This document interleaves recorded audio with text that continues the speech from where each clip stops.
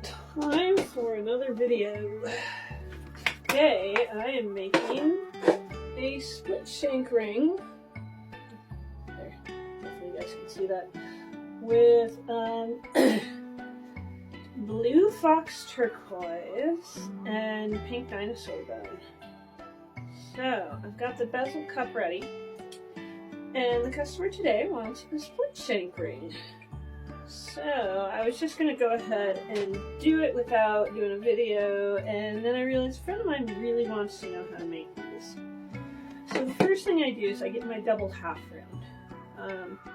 I don't know what gauge this is. I picked this one because I had it.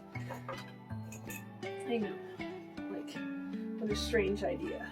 So as you see, personally my bench pin is a little loose, and I just kind of always done this. I don't know why. I never fixed it, and now I've learned how to use it this way. So right now that wire is going all the way into my bench pin, and it's kind of stabilizing it for me.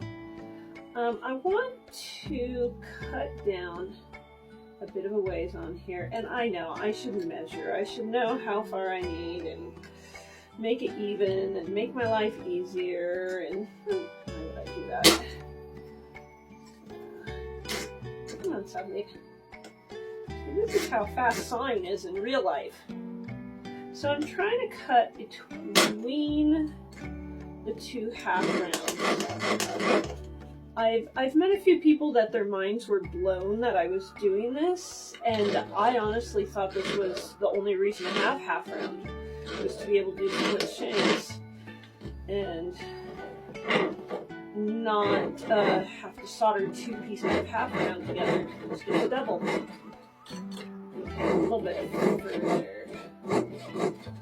Now I'm being sloppy, and I quite often am, and I feel like it's longer than I'm going to want it to be, which is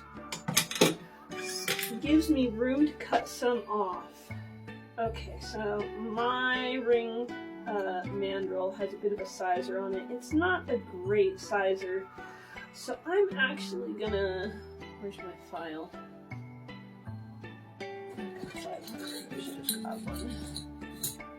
Okay, so I'm going to cut it long enough for a 10 gauge. The reason I'm going to cut it long enough for a 10 gauge is because, first of all, I'm opening the shanks.